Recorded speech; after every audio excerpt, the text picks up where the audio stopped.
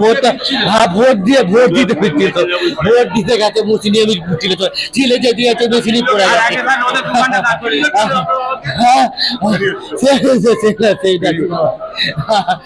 সেনাবাহিনী ভিড় ছিল না, ফাঁকা ছিল, পূর্ণচন্দ্র দলুই বাবার ওই 80-81 এরকম বয়স হবে। আমার বাবা, আমার নাম তরণী দলুই। 81 বছরের বৃদ্ধ সে গেছে ভোট দিতে, তার গণতান্ত্রিক অধিকার সেটা প্রয়োগ করতে। এটা হয়েছে 245 নম্বর বুথ, হাওড়াতে, উদয়নারায়ণপুর, সেই বিধানসভা কেন্দ্রে। এবং রীতিমতো তিনি ভোট দিতে যাচ্ছেন, সেইখানে মার খেয়ে তারপরে মৃত্যু। এটা তো ভাবাই যায় না যে আজকে বাংলার মাটিতে তারা কি করেছেন। জানি না গো, আমি ভোট দিতে গেছি, আমার ছেলেকে ফোন করেছিল, বলছে মা দাদু শরীর খারাপ, আমতলা হসপিটালে ভর্তি করেছে।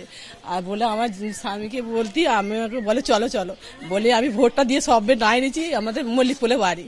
বলছে এরম ভাব খবর এসে চলো এক্ষুনি যেতে হবে। আমি তো চলো, এখানে এসে শুনছি বলছে ভোট দিতে যে এরম হয়েছে।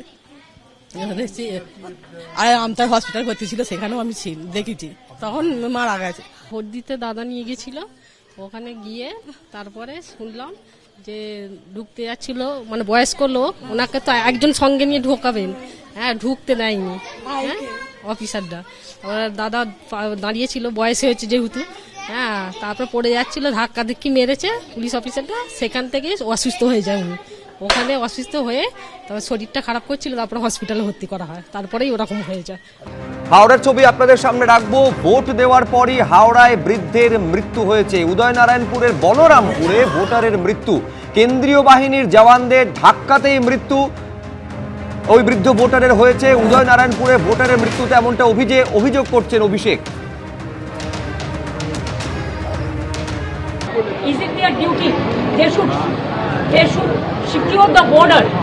Instead of secure the border, they are securing one political party. I'm sorry, I have never seen this type of thing. Because in my life, I'm fighting my election since 1984. And this time the atrocities terrible. এত atrocity হচ্ছে, এত অত্যাচার হচ্ছে। এবার আমার পাড়ায় দুটো পর্যন্ত মেয়েদের মেরেছে।